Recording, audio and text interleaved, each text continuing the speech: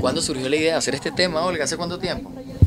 Mira, bueno, la canción cuando la escribí hace mucho tiempo con uno de mis músicos que es Jorge Guzmán.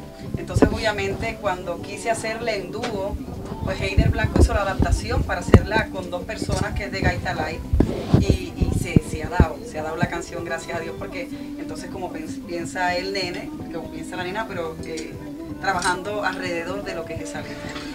¿Qué te parece haber grabado con, bueno, la celebridad, el cantante más importante que tenemos en Venezuela, Oscar de León? Yo te dije que estoy lucida, estoy como de 15 años, estoy como de 15 años. Él sabe lo mucho que yo lo sabe, así que...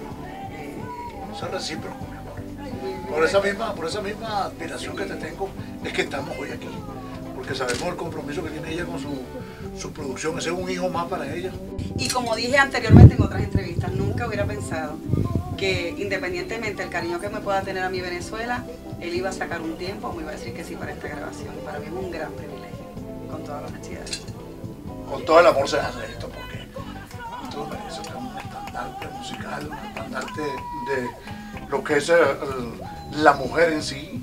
Hace posible que todas las mujeres se fíen en ti, porque tú defiendes el gentilicio de ellas, ¿verdad? Y nosotros no nos podemos sentir ofendidos por eso.